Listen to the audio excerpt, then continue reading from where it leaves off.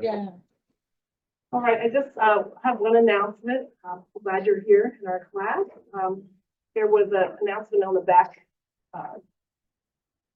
music stand there about the holiday celebration. It's in November 23rd of this year. I almost threw it away because I thought, what? November's way past. But it's this coming November, and there's a list of things on there that they're looking, the Witness Commission is looking for to host their holiday celebration. So go ahead and read it, and when you're cleaning out your things this summer, put them in a spot where you can bring them in. So we're here to share this morning about Brethren Disaster Ministries, and we recently went on a trip to Kentucky, and Dale and I were there. Dwayne and Lucy, Karen, Mark, Mel Fox came along, Marty Hummer, she's from Anvil, Scott King, Jeff Mumal, Ted Noble, John Stoltzfus, and that made up the 12 people that came on our trip. We had some leaders out there while we were there. Arlene Kindy was in the kitchen. You'll probably see a picture of her later. And her husband, Cliff, was working with the construction workers. And also Doug, I want to say Dennis. Doug Campbell was there also. So that was our group, and Dale's going to just tell a little bit about the disaster, and then we'll. Yeah, before I do, we can take up to 15 folks when we go on a trip like this, and we had 15 from our church sign up. Then we had less. Then we had 15 again. Then we had less, and we ended up with 9 from our church. Scott King, who's a fairly new member at our church, previously was a member of Wyomissing. He said, hey, he says, I have some buddies at Wyomissing, can I call them? And so he called them, and 2 of them were able to go. That was Mel Fox and Ted Noble. And Marty Hummer is from Anvil Church, and Marty was a BVSer. She's a non-traditional BVSer because she's in her 70s. And she was the BVSer for a year with Brethren Disaster Ministries. She started in Waverly, Tennessee, in August of 2022 and finished up in August of 2023, and was kind of looking to go back out as a volunteer, and so she went along with our group. Excuse me. And Deb and I knew her from working with her in 22 and 23. So just a couple terms that we'll talk about. BDM is Brethren Disaster Ministries. It has had other names in the past, but the current name is BDM, Brethren Disaster Ministries. And another term you might hear Deb and I talk about, maybe not the other folks as much, is DPL. That's a disaster project leader. Deb and I took the training a couple years ago, and so we are disaster project leaders. We'll be going out again June 5th, and we'll be there for 3 weeks as leadership. Deb will be a leader in the household, and I'll be a leader on the construction team. So, but let me give you a brief idea of what what transpired on December 10 and 11 of 2021. On December 10 and 11, this was an overnight event of 2021. A devastating outbreak of 61 confirmed tornadoes swept through 8 states, with Kentucky, Illinois, and Missouri being the most impacted. Resulting destruction leveled whole towns, but also caused much damage along the 250-mile paths of the storms. From 24 counties in Kentucky alone, over 15,000 applicants were completed for requests for assistance from FEMA. Estimates are around 75% of the town of Dawson Springs, which was the town we actually worked in, was leveled, which was home to around 2,500 people. Over 650 of the 1,200 housing units in the town were lost, and there were 15 lives that were lost. We are primarily working, we as in BDM, are primarily working on new homes on properties that were left empty when the previous house was completely destroyed or blown away.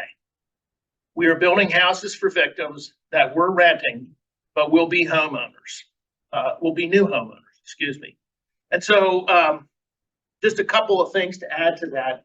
On this particular project, which is unusual to us, we're working with Habitat for Humanity. And so most of the projects that we work on, that Deb and I have been part of in the past 10 years, have been rebuilding homes, not building new homes. Okay. A large majority of the homes that we worked on in the past 10 years have been victims of flooding. We did work on homes in Dayton area that were tornado damaged. Again, most of those were homes that were not completely damaged, maybe lost the roof or something like that, and structural things had to be done to rebuild them, but they were rebuilding homes. And that's really what our program is called from Brethren Disaster Ministries, is called the Rebuild program. So this was new to us. We're working with Habitat. We're building, I think all but one or two of the homes that we've been working in have been from ground up.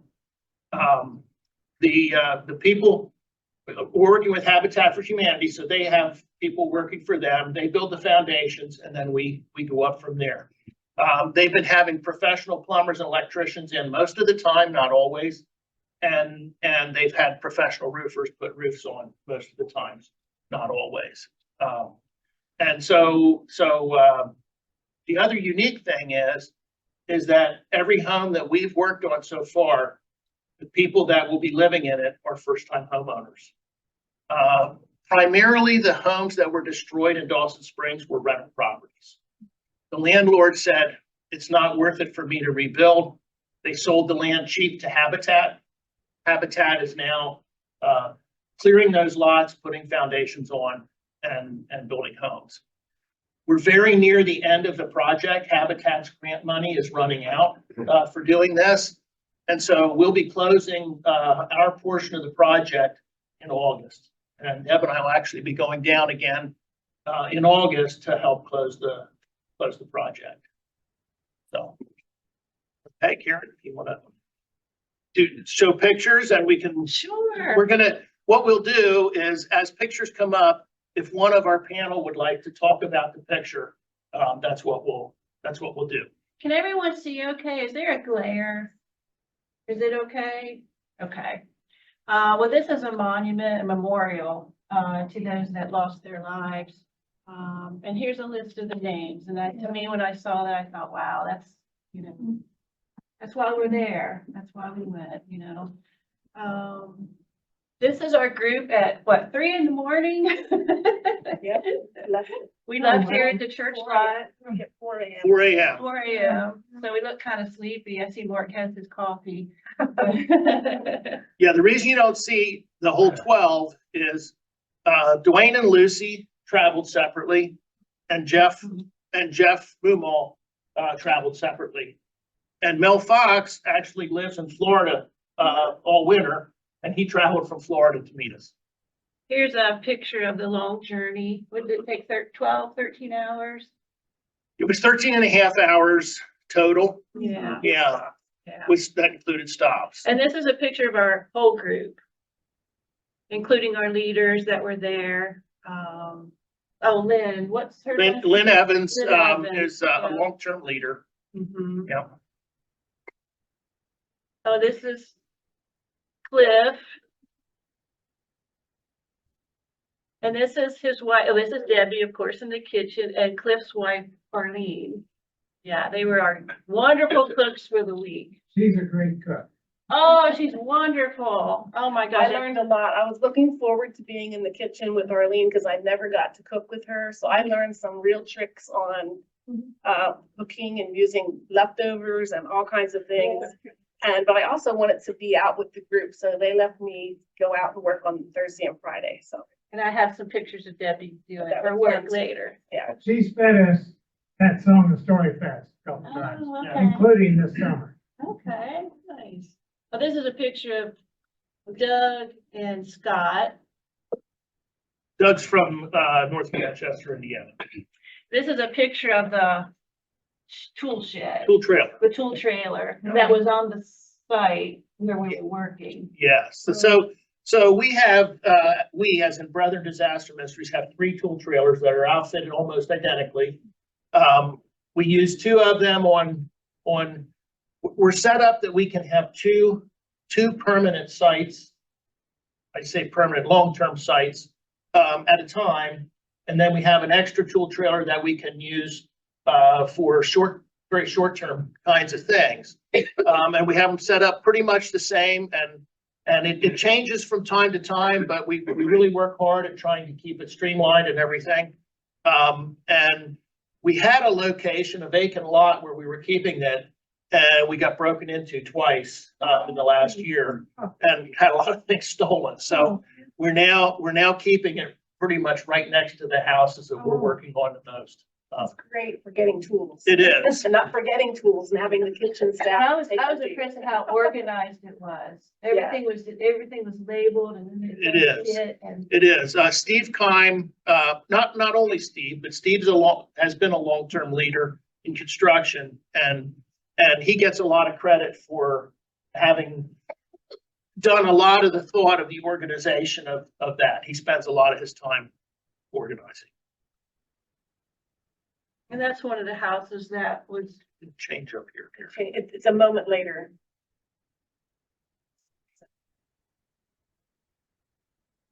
Okay.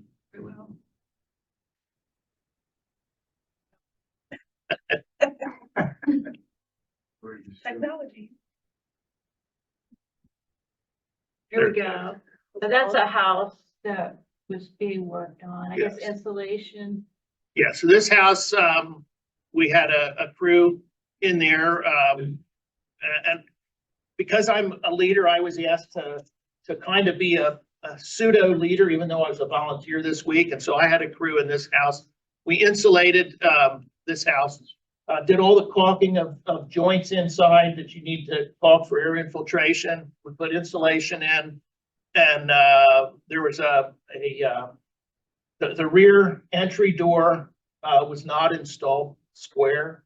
And so it didn't close quite right and work quite right. And so, and if anybody's ever done that, that's a real chore, because I had to remove some siding to be able to square it up and then put it back in. But that was about a half-day job for 1.5 of us. I needed help from time to time. Was there anything there that you built back from? Or Sorry, nothing was there at all that you could build back from? these houses were leveled, brand new foundations put in, and we started from scratch. And no basement. No, they're putting crawl spaces in, and every home will receive a storm shelter. That's an exterior storm I have a shelter. picture of that. Oh, good. This was one of the projects that are building a deck. Oh, And Jeff Mumon and John Stoltzfus worked on all that. week. Yeah. Cliff worked still. Handicap. Oh, yeah, it was a handicap. Oh, was Yeah, impressive. It was impressive. Yeah. We have a huge delay and I'm not sure why. It's on the TV, so it's just not catching up. Okay. Well, I'm seeing a picture of Jeff. There it is. Jeff working on the deck. So the people who are going into these homes, were they nearby or? Yeah, so one of the Habitat like- requirements for Habitat is that the homeowner has to put in 200, I think it's 250 hours of sweat equity. Okay. They do not have to put it in on their home. They can do it on other homes that are being built as well. And so, on this particular week, we didn't have any homeowners, that helped us. Okay. But in other weeks that I've been there, we have. And the homeowners are extremely gracious. A lot of these homeowners that we've come in contact with are young folks, are still working full time. And so during the days, they can't be there. Right. But one of the houses we worked on last summer, every Monday morning, there were donuts on the counter for us. If she knew that we were coming to work on her You never house. know, you gotta And then- keep coming out, you might have. Yeah, and then she and her daughter, who I think was an adult daughter, like early 20s, something, joined us for a meal one evening. That was last summer. Dan told us we were gonna get donuts one of the days, but we never stopped. And ice cream too. But we remember made that? sure we got ice cream. That's right. The owners living nearby or kind of, are they living in rental somewhere while they're waiting? I mean, whatever. It's a whole variety Yeah. of circumstances, Yeah. yes, but yes, they're either living in a rental property, Yeah. living with another Yeah. family member who didn't have their home destroyed or other things. Part of the reason that Habitat did this whole project is because most of the people living in these homes were they were rental homes. Right.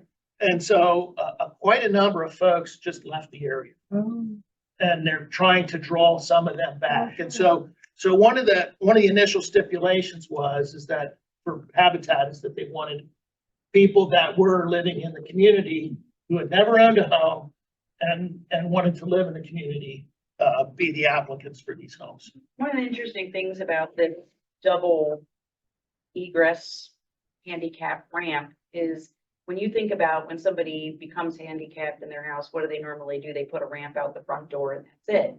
And Habitat really thinks through, and it's like any other house, you have to have 2 points of egress to get out. You know, if the Sure. fire's in the front of the house and you need to get out the back, so, well, sorry, you're in a wheelchair, you don't get to go. And Yeah. this, they think that through, and then having the storm shelter, because these people don't have the extra money to be like, well, I'm moving into my new house, I think I'll put aside some money for the storm shelter, right. which clearly is needed, because on just a regular day, it's pretty windy there. Oh. Yeah, this would be kind of like Plains, you know, I mean, Midwest. think of it like Midwest Kansas. Yeah. It's Perfect. fairly, Very I windy. mean, it's hilly, but it's still kind of flattish. I mean, I don't, yeah. Yeah.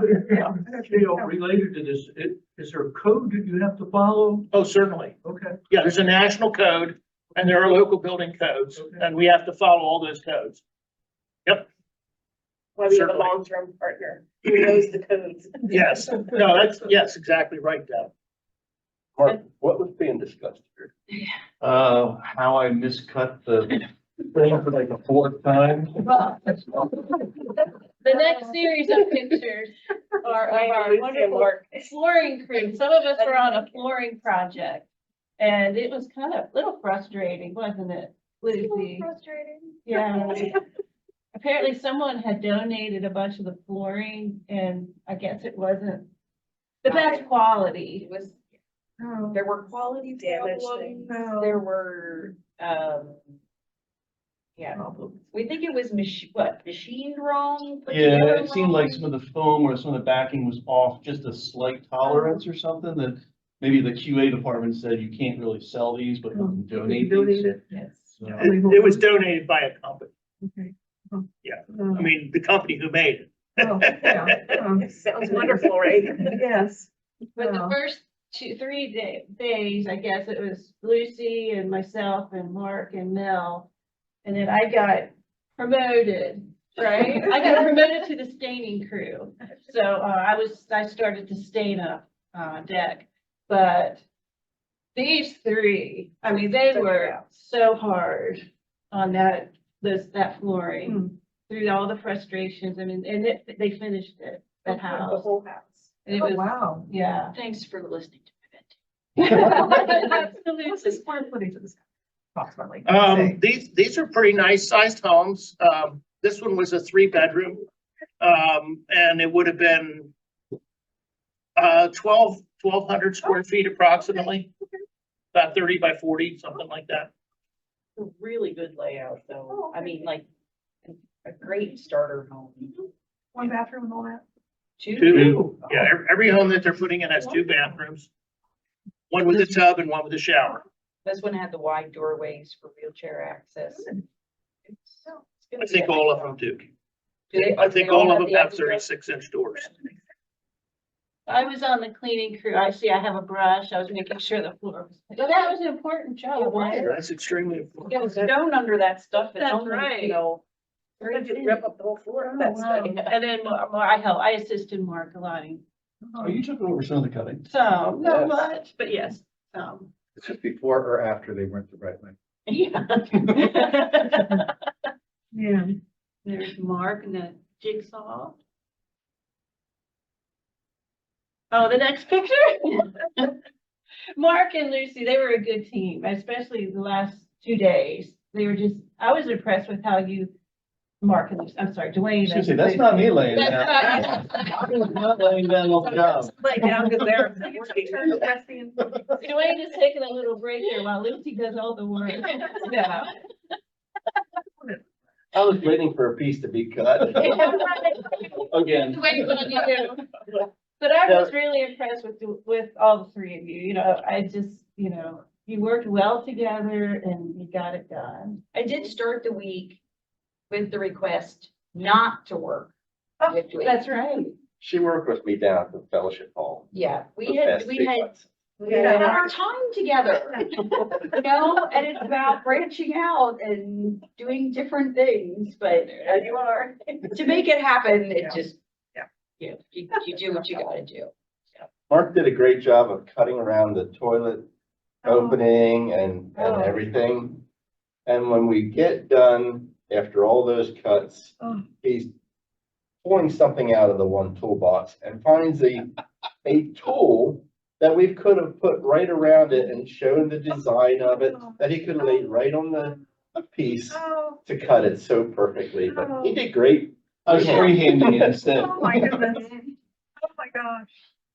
But that tells us leaders, like construction leader, you should go through all the things, especially for flooring, and give them those extra hints, because it's a Yeah. half a week's worth of learning till you can. Yeah, the tool they gave us was the block to put on the edge and bang. And Right, believe me, this right. flooring was not the kind of flooring that you want to put a block on it and hit it. Oh, because it shattered. It was more Yeah. artistic that way. Yeah. An artisan. At one point, we thought we were short of flooring and we weren't gonna have enough. And they told us, they said, that's all the flooring we have. So we're just gonna have to wait. We're finish it as far as you can and Because we're gonna have to order it and it We'll have to comes order. from where? Vietnam. Vietnam. Oh, And So we it said could it's be a probably week. not gonna get here by the end of the week. no. So the farther we got, I said, I think we'll have enough. And then Mark would cut some wrong. Wasn't just me. We're, No. we're Are we some giving- measurements, I right? did one very So- close to the end. I messed one up and I was like, oh no. So we ended up at the very end with 0 left over. Oh my God. We used Finished. every single piece and we were finished. Oh, wow. Good job. Just as it was. Interesting how those things That's work right. out.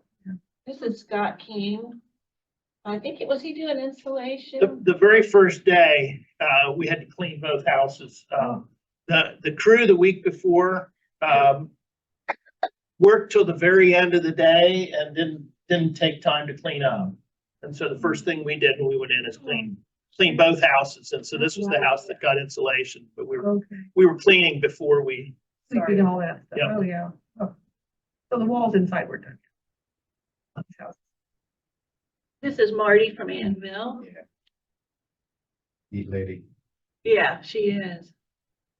I was her pastor for 11 years. Oh, that's right. Sorry about the She delay. retired nurse, I think, too. yes. There's a delay. What I see is not what you see. Okay. It's- Yeah, So while we're waiting, oh, never mind. that's insulating. So the first 2 days, Dwayne was on the crew with insulating. And we were recognizing that Mel was having a difficult time putting flooring down. And so thought that the insulating might be a little bit easier. So we switched Dwayne and Mel after the second day. And so that worked much better for getting the flooring taken care of. And getting out of the dust of insulating. Well, that was the other reason, yeah. Yeah. You didn't do that. That Yeah. worked. Yes. Well, we needed somebody who could measure down to a 16th of an inch. Oh, my gosh. Oh, my word. And it was not a 16th of an inch kind of job. No. There's Mr. Dale. Yeah, we had to put some baffling up around in the over the front porch so that the blown insulation wouldn't go out over the front porch. So that's what I was working on there. So up until this point with Habitat, there have been churches that have been building the walls off-site and they're getting shipped, to Habitat. And so there are four different house designs. And an engineer came up with, the bottom and top plates and have a Mylar film, and they print the Mylar film out. You roll it out on the bottom plate, staple it on, and it has the location for every stud. And so that way, people with very little skill, they have the cut studs, they have the bottom plate and the top plate, and they put these together.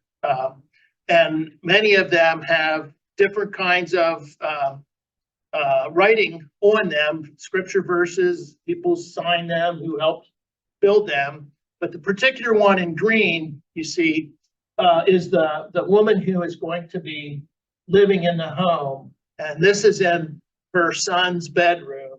She has a son that's, I think, a year and a half old, maybe, if I remember. He's very, very young. And so she wrote this and signed that that'll be on one of the walls in his bed, when it gets covered up. That was a new, they had started that when we were Yeah, the foundation was poured the week before we came. Excuse me, and by the time we left on Friday, they had the block foundation in. That's a neighboring house. Well, Yes. and this would have been, there's the 3 lots, so the Yes, 3 in a insulation row. was one house, that was the lot between, Okay. and then the flooring house was the Yeah. one next door to it. Okay, so you work in different houses. Mhm. Yeah, there's gonna be, Okay, I you said think, that. 3 more starts, if I remember correctly. That's one of them, and 2 others, and those are gonna get stick framed. Because they were, again, not sure, and this way, there's not time to send out and have the walls built and shipped out. Oh, sure, yeah. So that was Mark chauffeuring, Uh-huh. and so he was one, and then Dwayne was the other, and Mark definitely won. He had the better van, because I I got was the in higher both of tips them. too. Yeah. His van was not as nice. No. Mark was door to door. He would drop you off. Dwayne would just park and you'd have to walk all the way in at the end of the day. No, Mark dropped you off right at the door. Got to the showers first, so he definitely was the better one. Not that we were reading. After I did the flooring, I was promoted to the staining crew, and Deb and Marty and I started to stain this deck for Ruby. Yeah, and I had Ruby's story, because Ruby likes to talk. So I don't know if you have any more pictures of. She asked not to Right, include hers. right. We have a picture with Ruby that she Yeah. wanted to share. Okay, well, Ruby is an older lady. I don't know if she's 70, 80, something like that. And she told me the story of, and I wrote it down, her story. She was sitting in her living room when the tornado hit in her recliner, and she felt the trailer shake, but thought it was just a storm until she went to the bathroom, which was no longer there. The tornado ripped that end of the trailer away. She lost a few of her personal items and had her other belongings in storage for 5 months until a new trailer was in place. And Ruby was a gospel singer most of her life, traveling with her husband, who was a preacher. They went to 23 different states singing and preaching about the love of God. And she shared a little clip of her singing back in the day. What type of music? It was like gospel, Southern gospel kind of music, I'd say. She had a pet parakeet, and she loves to sew. There were 2 sewing machines ready in her living room. She was a real sweetheart, and her current need is to have a dependable, willing worker. She has a helper like 3 days a week from a company. I'm not sure what company, but it's really difficult to find somebody reliable who works well with Ruby to help her clean and run errands. So I pray that Ruby gets a good one. But it was interesting to hear her story about the tornado. And then she showed me her quilts, and I have to show you one because I saw it had butterflies, and butterflies have always been important to me. So I told her that I would, it may end up in my bed. I bought this from her, and or it might end up at the disaster relief auction. Or the other thing that we do is that we give blankets, quilts to a home. When a home is finished, we have a house blessing. It's a whole kind of ceremony, and we always give them a blanket or a quilt. Nice. So that is Ruby. I thought, One of the houses. yes, this trailer. So- She lives in so- this trailer. Okay. Yeah, so there's a distinction here. So this trailer was not, through Habitat. Okay. This was through the long-term recovery group. So the long-term recovery group is the big umbrella. Habitat works under them and we work under Habitat, but we also have done a few jobs through the long-term recovery group. Heath, Long-term recovery, is that a national organization or? well, it's a term used, it's, the long-term recovery group is a term used for a group that develops after a disaster in any area. And so the long-term recovery group from one disaster to another is different. They don't necessarily have, I don't think they necessarily have a national tie. Okay, to answer your question. Okay, but in our case, there is a tie because Heath is the coordinator of Habitat for the Penny Ryle region, which is the region that we're in, working down there. Heath is also a board member on the long-term recovery group. And so he kind of plays a dual role in that. And so that's part of how we got involved in doing this particular project. He knew of this need and he knew, hey, we've got things under control on the other two houses we're working on. And so we can break a few people off to go and work at this project. And I think the other difference in this area is that Habitat is actively building homes there that are not part of the recovery from the storm, which is not normal. So it's sort of like Habitat operating in Harrisburg and then a flood coming through Harrisburg and opening a disaster project in Harrisburg. And the two things would be running side by side. Yeah. So we were there, and then there was Yeah. also a Habitat group that was there that were working on other houses, other builds that were staying at the fairgrounds. So they were functioning and then we were also functioning. So there's definitely a lot of work going on in this particular area, Yeah, which is nice because it's for yeah. the disaster side to plug in to something that was already there and stable on vetting people and. Yeah, so just to clarify what you're saying, Habitat is doing two things. They're still working on a few homes that aren't necessarily disaster related. But primarily what they're doing is working on homes that are disaster related. When their funding runs out for the disaster, they will still continue to work on homes. Just as the Lancaster County Habitat for Humanity, I'm not sure if it's Lancaster County or how they are, but how that Habitat for Humanity works. So they will continue doing that. It just won't necessarily be disaster related. Was it that I think it was like 12 or 15 years that the caravanners have been coming to Yeah. that spot. So that Habitat site has been there a long time. Yes. And, So it's already, which indicates already a need, oh, yeah. a low income need. Yeah. or- Do you want and to then talk a have little more tornado. about the caravanners? Because Because they go to a bunch of different places. but- Right. But every year they come back here right, to this region because they felt that it's such a good they, group to work. caravanner, if you have an RV or Okay. camper or whatever, then you can go to different habitat sites and they have a place that you can park and they'll Mhm. provide. And then you are the labor for a habitat project. For 2 weeks. And Okay. they're 2 week stints, yeah. Oh. And they're all across the United States and there are people, particularly full timers, do that as a way to be stable in one spot for 2 weeks and, yeah, but this site, they love this site and they fight to get Oh, in interesting. to this particular site and they've been doing it and the same group has been coming. We Oh, ate wow. with them one Yeah, time. Like They- years and years and years. Mhm. Now, the trailer, was that a temporary housing or was that permanent housing? That's our permanent house. Oh, Yeah, that's a okay. new trailer, Oh, yeah. all right. This is a storm shelter, right, Dale? One of them, yeah. One of them.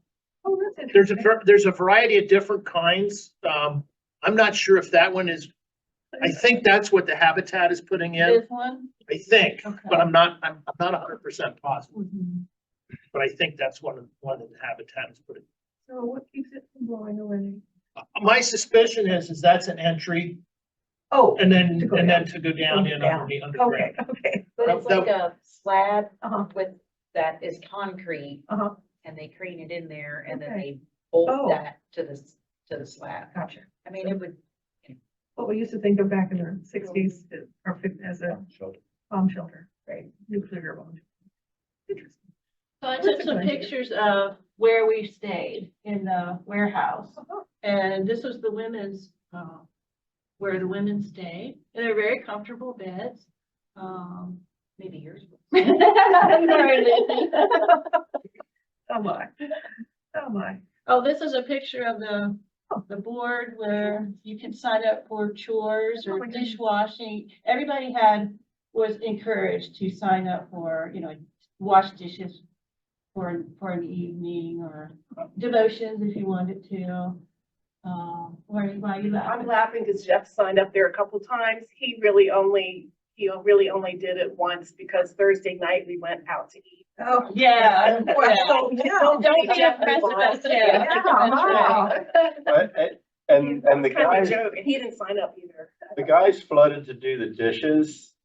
So when we all came down, these old guys had already signed up.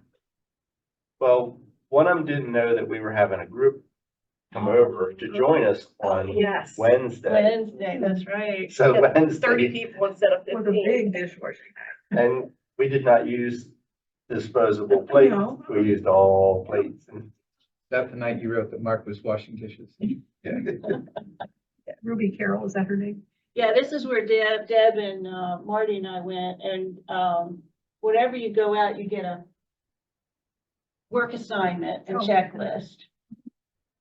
And that was the one Deb. and Karen, Marty had. could somebody give kind of a short, what a day's like? I think that's interesting on a schedule I for a think that's day. next. Well, yeah, Coming up. yeah, well, yes, we will. I had volunteered with BDM years ago, and when we made our lunch, we make our lunches every morning. And back then we used paper bags, it's very, And put it in and plastic. plastic bag. It was very wasteful. So this time I was really happy to see that everybody was assigned a lunchbox. You can see our names with the number of our cooler. And so we kept that cooler with us the whole week. And every morning we would, make our lunches. I didn't get a picture of the line, but the kitchen staff would, get our food and we would make our sandwiches or, whatever we want. And there's plenty of food to choose from. And then here's a picture of us eating our lunch. Anybody lose their cooler? No. And no one forgot theirs this week. Oh, either. wonderful. That happens occasionally. Oh, yeah. And then, this is a picture of us, at a meal. It's like supper. Yeah, supper. You Yeah, stayed a bit of a distance from your site, correct? yeah, about half an hour. Half hour drive. Yeah. Okay. So this is in the house where you're working. Yeah. No, No, No. no, this is no, where we're no. staying. Where we're, this is all where we're Back staying. at the, This is actually the warehouse, Habitat's warehouse. This is their kitchen and they actually built our bunks where we sleep in. So we are actually in a warehouse, and we have it's just a very small kitchen, like a family kitchen. And we get our food down there and then we take it upstairs to eat it in a different part of the warehouse. now, that's not a house across the street that they're No. washing dishes There's a at. That's a picture. picture to make you feel like you have. not a window, not a window out to the house. But Okay. George, to answer your question, six o'clock? 6:00, 6 o'clock, we would get up and start getting ready because there was only 2 bathrooms. So you had to stagger when you were gonna brush your teeth. Now, there was a slop sink there too, that you could brush your teeth at too. So There's the everybody big would kind of get up and get ready. By 6:30, they brought the food out for you to pack your lunches. Okay. And everybody would pack their lunches, put them in the cooler, set them aside. get your water. There was a big ice machine there. You could get plenty of ice. They fill a big cooler. There was jobs as far as who took care of the coolers, who took care of the batteries every morning and evening, bringing them back, taking them there. So they fill the coolers with ice, fill a little bit of water, it would melt. And we'd have breakfast, or we'd have a short devotions right after breakfast, a part of that. And then we would leave for the site, which was normally about 7 o'clock, I think 7:30. No, we ate breakfast at 7. Ate breakfast at 7. So 7:30 to 8 o'clock, we'd be heading over to the site. And then we'd work till. Well, when did you watch the Today Show? There was no In the warehouse. TV. What We about, were in a large warehouse is where we stayed. about internet and all that? We had internet access. Okay. Yep, we had good internet access, so we could get online and do things. Yeah, and so there were a few of us that got up at 5. And typically turned on, the coffee was ready to go, you turn that on. And then we did a few other Arrived at the things. kitchen at 6, you already had customers. This So is, Mid-morning, we'd have a snack, and then lunchtime, we'd be there at the site as well. And then the afternoon, we'd start packing up about 4 o'clock. We try and leave by 4, because they wanted us back by 4:30. And then you'd stagger as far as how you took showers. There was 4 showers. 3. 3 showers. I can't count. But there's 3 showers. There's chairs right beside the shower so you could sit and wait. I don't want to walk anymore. So there was a mezzanine up top where the ladies slept, and some guys slept in one other small room as well. And so there was a big open mezzanine area up top where we ate and played dominoes. What was it called? Mexican. Mexican. Oh, Mexican train. Mexican train. Mexican train. But we'd have devotions after dinner, short devotions, and then free time. There wasn't much area to sit down, relax. There was just a couple small chairs in one small room. And then the big open mezzanine area, which was, plastic chairs and tables. So, We missed our recliners. Yeah, for my devotions, I shared a little bit about getting out of your comfort zone. And and these trips do, for me, because I'm used to being comfortable.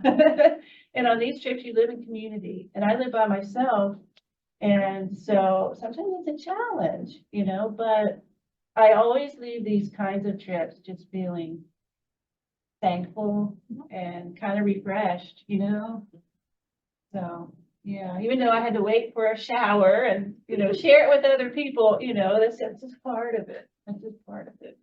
I'd like to underline the infrastructure that's set up before you ever show up. I was in Katrina, Rotary projects for 2 different occasions. And there's an infrastructure that was there long before we ever showed up. And there are warehouses, and you got an arrangement with Home Depot.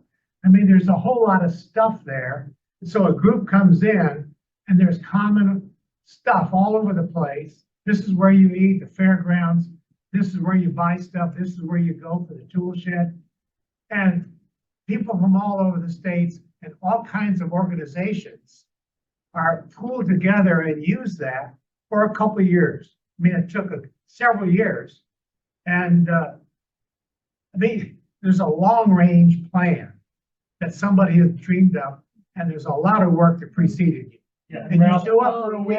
Ralph, that's called the long-term recovery group. Yeah, That's what their role is. and most people don't know that. That's what their role is. They're in contact with FEMA and other state organizations. If it would be Pennsylvania, it would be PEMA. There are something called VOADs, and George, maybe you can help me, I forget. Volunteer organizations, volunteer organizations, something with disasters. I can't remember what it is, but every state has a VOAD. And so those organizations all work together with the long-term recovery group to put those things in place. And then there's organizations under the long-term recovery group. And I don't know of any other organization that's That's not true. When, at one time, the Mennonites were working in Dawson Springs as well. Like, we didn't see any other groups working right now. But the Mennonite, disaster services we were working on house side by side last year. There's groups that come in, and I don't even remember the Presbyterians, I think, were coming in several times during June when we were there. They would come just on a weekend and send 50 volunteers for a weekend. But all of those things, like you said, are arranged by the umbrella group, which is the long-term recovery. And then the organizations under them are in contact with long-term recovery group. This is a picture of Scott leading devotions after breakfast one morning. This is up on the mezzanine. Yeah. Oh, and they had some songs that were printed out on the big garage door. And this is the famous Mexican train game. We spent a lot of time playing that. It was fun. It was a lot of fun. Easily entertaining. Yeah, and it's just a good way to bond, you know? So is this where you're going back to be for 3 weeks? Yes, Okay. Do you stay down there the whole time? yes. So on the weekends, do you still live here? Yes, so when Deb and I go in June, we'll be living in a trailer. Oh, okay. There are 4 trailers. One is owned by Brother Disaster Ministries. 3 of them are owned by Habitat. They're there for leadership. Okay. There just isn't enough space in the warehouse for the weekly volunteers and the leadership. And so Deb and I will be in a trailer. We were last summer as well. And so the other thing that's nice is that we have paperwork to do as leaders. And so there'll be a point when I'll need to go and have some private space where I can do my paperwork and not be disturbed, because for me, that's one of the tough things. I get What kind of group are you gonna be supervising then? Well, so when we go down, the first week will be, a group from Middle Atlantic District and half a group from Middle Atlantic, half a group from Verlina. We'll be seeing, a group from the Happy Corner Church of the Brethren in Ohio. And they were very much affected by the tornado, that hit there a couple years ago in the Dayton area. So they're kind of northwest of Dayton itself. And a lot of them became involved in the disaster ministry through that particular event. And then, Coventry Church, who I think has left the Church of the Brethren, but they're still actively engaged in the Brethren Disaster Ministry. In fact, Lynn, our long-term leader, is from Coventry. I saw Bermudian listed, which is also left, so it's good to see us that- working together. Yeah, so that could be, there's several groups that have left that are still involved with Brethren Disaster Ministries. There are others that aren't, that were, but that aren't now. So those will be the groups we're working with to answer that question. This is a picture from the mezzanine looking down on the warehouse. So you're very much a part of the warehouse when you're here. Those were our 2 refrigerators, Mac and Sarah, and the other one is Habitat's refrigerator. And in the corner, you'll see some people sitting around. One thing, when you talk about moving parts and lots of things prepared ahead of time, Habitat was our provider of materials. So it was so nice. Every morning they could sit there and say, I need, 3 more pieces of this or that, or what's coming up next week. They're right there. When Dale wanted to do this ministry, I just looked at it and I said, are you sure? There are so many moving parts, and being the perfectionist and I want to have the right tool for the right job kind of person, be sure you want to do this. And it has worked out, but you have to be very patient. And we're very lucky here because everything is really right there, what you needed. Has this area ever been hit before with this kind of? Not that I'm aware of. Like Musketeers. I mean, it's possible, but I don't know. I They mean, didn't work saying. I don't think this particular town has. So at the site, this is a nitty gritty. There are porta potties? Yes. wondering. Get your lunchtime. Yeah. So that's, You see that that's, bucket? Yeah. Oh, yeah. that's actually one of the things that's on the daily job sheet Okay. that you saw. Uh-huh. It'll tell you if you have water and toilet facilities on site, Oh, all right. okay? And that's just one of the things that we do on Saturday Ah, when everybody else leaves. We fill out those sheets for the next week. We have a meeting Saturday morning. We look at the skill levels of the new volunteers coming in. We look at the skill levels of the leaders and what we're best suited to do, and then we match those up onto the job that we're going to be going out to do. And then we take those assignment sheets and we write them down. It has your van number, it has all your safety numbers to call. It has your address so that if you happen to need some emergency, you have the address there. It has the other leaders' phone numbers if you need to call another leader for some reason and all that. Brethren Disaster Ministries is very, very organized. Very organized. you have It to is- be it done is- any work done. It is very organized. In fact, for me, sometimes it's a little too rigid, but Yeah. that's just part of it. Just walk away from them. One of the highlights, well, I had several highlights. The first one, the most important was to be able to help people, we did that. But another highlight was to get to know some pretty cool people. And, I knew Mark and Lucy and Dwayne and John and Scott a little bit, but you really get to know people on these trips. And, that's pretty special. Yeah.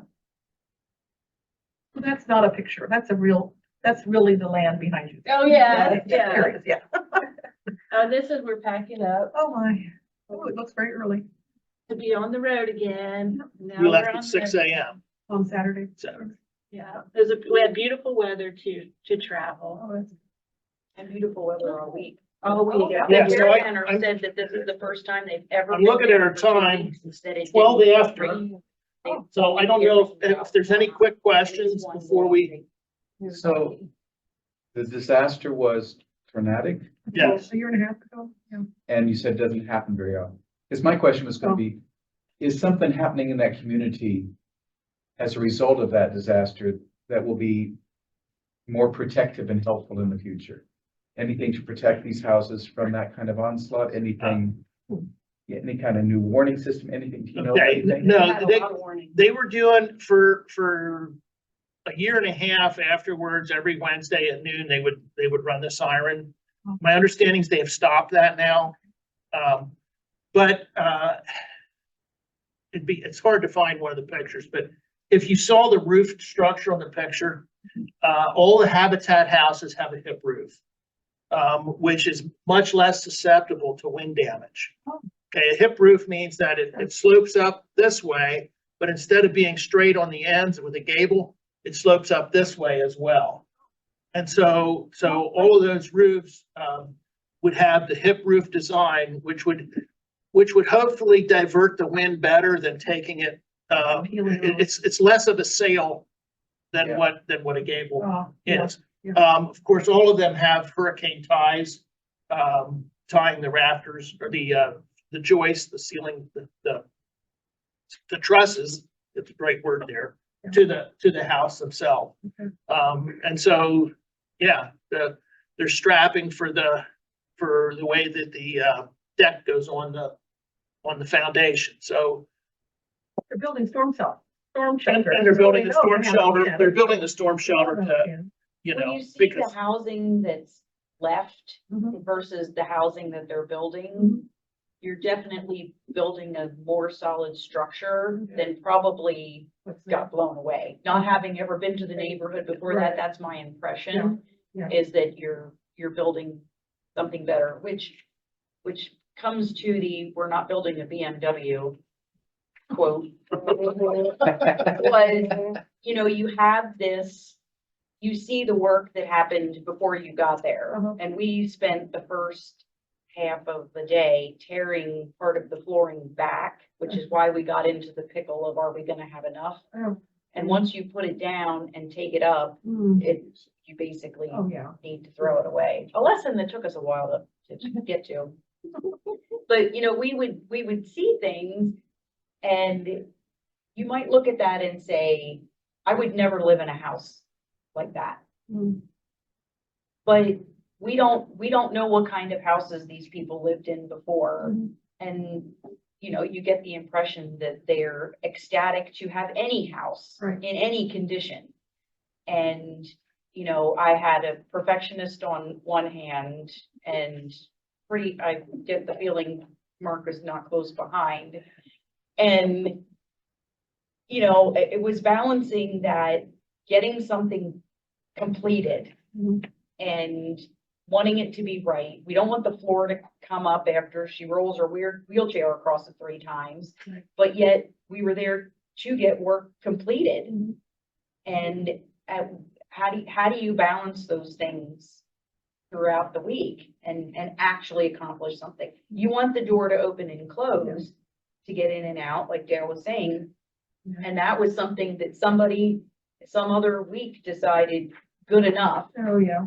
you know, and where's Not. the tipping point Yeah. of that? And so hence was born, you know, the comment when one of the 3 of us would get into the perfectionist mode, then somebody would have to say, we're not building a BMW, Oh, gotcha. just move on. Yeah, yeah. So this should be owned by the. I just wanted to say, Karen, you said you appreciated the connection that you had with each other there.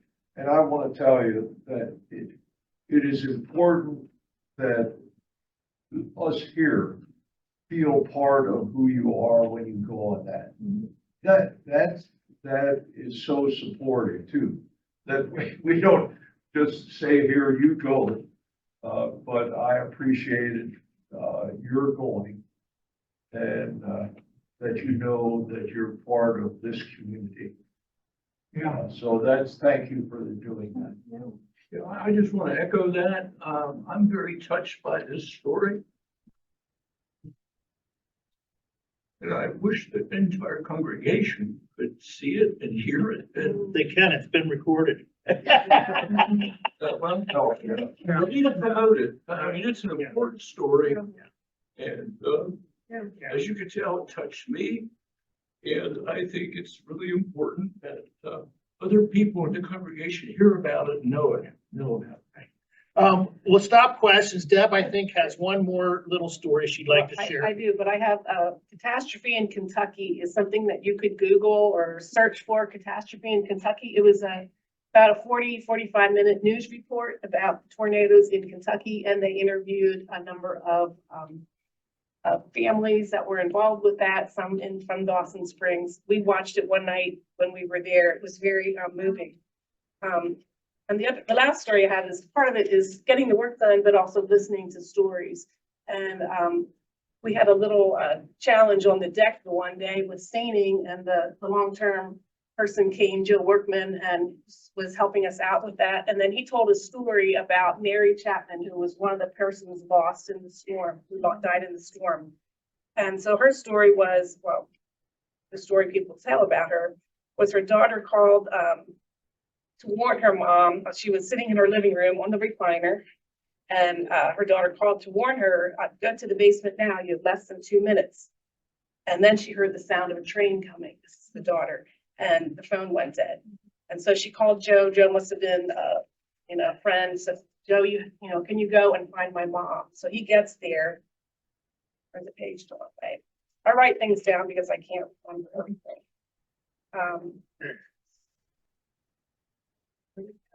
Anyway, Joe gets there and he's looking around asking people. Of course, it's a small town. Everyone knows everyone.